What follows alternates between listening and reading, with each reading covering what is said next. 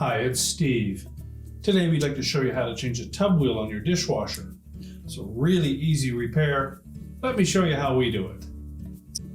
Now to change out a front tub wheel, we simply need to open up the door and we can remove either the upper or lower, left or right side tub wheels without any issue.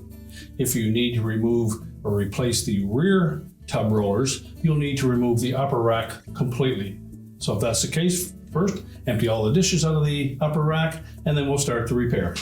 Now to remove the rack stops, you simply pull the rail out far enough that you can access it. And then we need to depress that little locking tab at the very top. You may be able to do it with just your finger.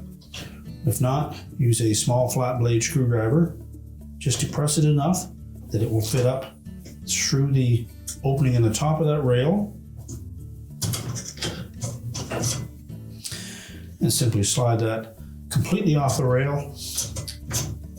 Repeat the procedure for the opposite side. Then you can pull the rack out. And there'll be another one of these on the back end of that rail that you'll need to remove, and then you can change out that wheel. To reinstall the rack stops, simply push them down through from the top.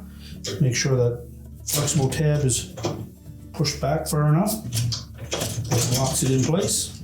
Now to change out one of the front tub wheels, we simply need to unscrew it from the side of the tub.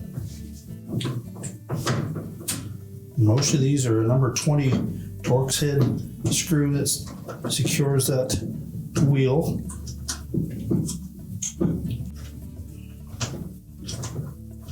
Just remove the old tub wheel altogether. Now to install the new wheel, we're going to begin by just unthreading that screw out of the center hub. Not completely out, just leave a little bit showing on the bottom. That will allow us to tuck the wheel in underneath that rail.